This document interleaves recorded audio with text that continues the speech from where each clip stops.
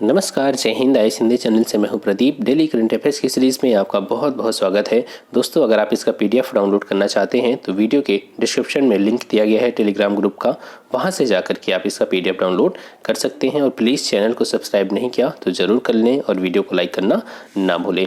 चलिए शुरू करते हैं। इसमें जो हमारा पहला टॉपिक है वो बीटिंग द रिट्रीट सेरेमनी के बारे में है। ये जो बीटिंग द रिट्रीट सेरेमनी है, आप यहाँ पर एक बार इमेज देख लें तो आपको समझ में आ जाएगा। यहाँ पर आप देख रहे होंगे, अगर आप दिल्ली में होंगे तो आप ज़रूर आपने सेंट्रल सेक्रेटेरिएट मतलब केंद्रीय सचिवालय घूमने ज़रूर गए होंगे। यहाँ पर देखिए क्या है, ये जो मंत्रालय आप देख रहे हैं, ठीक है, नॉर्थ ब्लॉक, साउथ ब्लॉक, यहाँ पर वित्त मंत्रालय, रक्षा मंत्रालय, कुछ महत्वपूर्ण मंत्रालय हैं और बाकी मंत्रालय थोड़ा बाहर चलते हैं, ठीक है। ये जो है आप देख रहे हैं, ये राजपथ है पूरा, यहीं पर पूरी परेड होती है और सामने जस्ट देखेंगे तो यहाँ पर राष्ट्रपति भवन है, ठीक है। तो ये जो सारी चीज़ें ये आम पब्लिक है ये देख रही है और यहाँ पर सेरेमनी आयोजित किया जा रहा है। यहीं पर प्रेसिडेंट और प्राइम मिनिस्टर उपस्थित होते हैं, ठीक है। तो इसी को कहा जाता है बीटिंग द रिट्रीट सेरेमनी।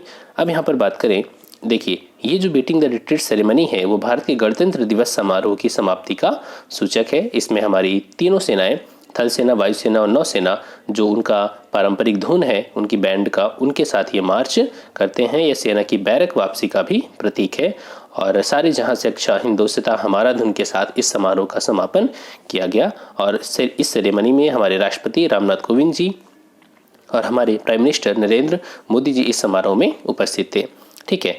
इस बार का जो बीटिंग रिट्रीट सेरेमनी था वो काफ़ी खास था।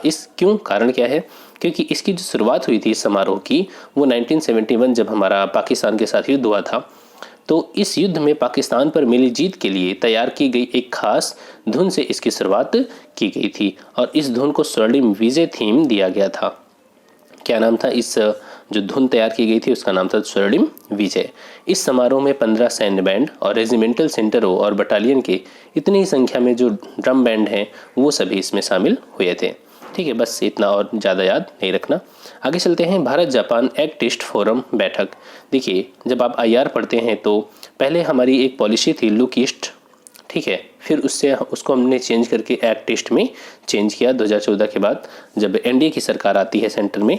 तो यहाँ पर जापान भी हमारी एक्ट ईस्ट पॉलिसी में काफ़ी मदद कर रहा है। वो नॉर्थ ईस्ट में, उत्तर पूर्व में उसने काफ़ी ज़्यादा इन्वेस्टमेंट कर रखा है जापान ने। तो इसी से संबंधित एक फोरम की बैठक हुई, Bharat Japan act east forum बैठक। आप यहाँ पर देख सकते हैं कब ये बैठक हुई, 28 जनवरी को Bharat Japan act east forum की 5वीं संयुक्त बैठक नई दिल्ली में आयोजित की गई। कहाँ पर, नई दिल्ली में। हमारे विदेश सचिव हर्षवर्धन श्रृंगला और भारत में जापान के राजदूत, इन लोगों ने इस बैठक की सह अध्यक्षता किया, ठीक है। दो लोग, मतलब हमारे विदेश सचिव हर्षवर्धन श्रृंगला और भारत में जापान के राजदूत, इन्होंने सह अध्यक्षता किया। अब यहाँ पर क्या बातचीत हुई, तो बैठक के दौरान भारत के उत्तर पूर्वी क्षेत्र में, नॉर्थ ईस्ट इंडिया में चल रही परियोजनाओं की प्रगति की समीक्षा की गई, ठीक है। और कई परियोजनाएं थी उन पर भी चर्चा किया गया, जैसे कि बुलेट ट्रेन वगैरह, इन सब चीज़ों पे भी बात हुई, ठीक है। चलिए आगे चलते हैं। यहाँ पर ये जो आप देख लें, ये जो भारत की एक्ट ईस्ट पॉलिसी है और जापान के free and open Indo Pacific vision, ये जो जापान की एक सोच है, समझिए इसको, कि free and open Indo Pacific vision, क्योंकि चाइना साउथ चाइना सी पे जितना तेज़ी से देख रहे हैं कंट्रोल करता जा रहा है। इंडिया की भी एक पॉलिसी है एक्ट ईस्ट पॉलिसी, और जापान की free and open Indo Pacific vision के तहत पूर्वोत्तर क्षेत्र में भारत और जापान के बीच सहयोग के लिए एक मंच के रूप में ये एक्ट ईस्ट फोरम काम करता है, ठीक है। चलिए आगे चलते हैं। Indo French year of the environment, ठीक है, नाम से लग रहा है कि भारत और फ्रांस के बीच कुछ सहयोगात्मक संबंध के बारे में है। Indo French year of the environment, इसमें क्या है, भारत और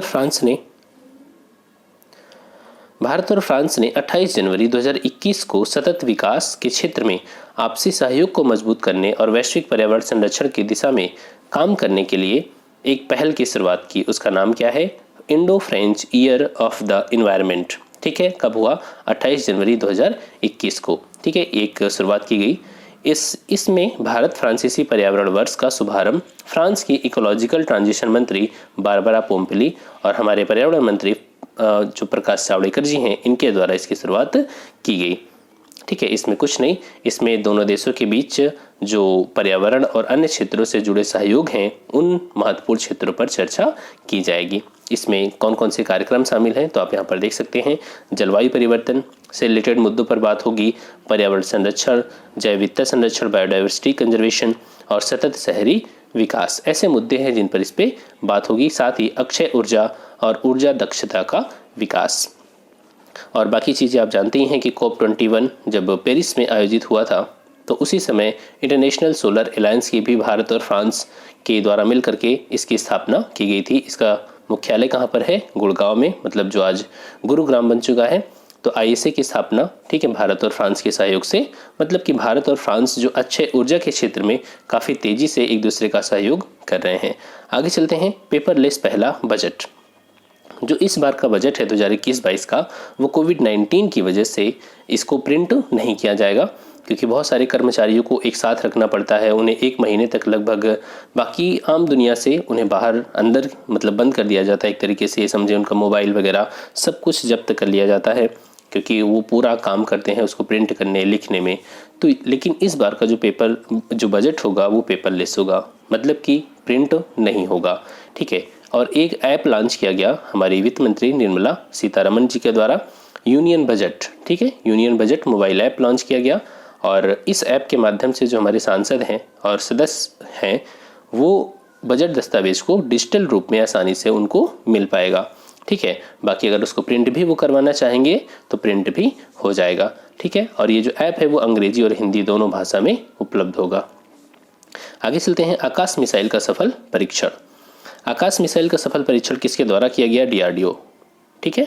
DRDO ने आकाश मिसाइल के नए संस्करण का सफलतापूर्वक परीक्षण किया और कहाँ पर किया? उड़ीसा में एक ITR है, इंटीग्रेटेड टेस्ट रेंज है, ठीक है, उड़ीसा में, वहीं पर इसका परीक्षण किया गया और इसको नाम दिया गया आकाश NG न्यू जनरेशन, ठीक है, आकाश NG न्यू जनरेशन। और यह सतह से हवा में मार करने में सक्षम है और स्पेशली इसे एयरफोर्स के लिए बनाया गया है। सीमा पर जिस तरीके से तनाव है और दोनों मोर्चे पर हमारे लिए चुनौतियां हैं, पाकिस्तान के मोर्चे पर और चाइना के मोर्चे पर, तो यह एक काफ़ी अहम रोल निभाएगी आकाश। आप देख सकते हैं ये है आकाश मिसाइल, ठीक है, DRDO के द्वारा इसे डेवलप किया गया। और यहाँ पर अगर थोड़ा सा इसके बारे में और बात करें तो यह एक सरफेस टू एयर मिसाइल है, मतलब सतह से हवा में मार करने वाली, और 30 किलोमीटर की इसकी इंटरसेप्ट रेंज है और 720 किलो तक इसका वेट है। अब यहाँ पर कुछ चीज़ें और देखें तो इसकी स्पीड कितनी है? यह एक सुपरसोनिक स्पीड मैक 2.5, मैक क्या होता है? ध्वनि की चाल,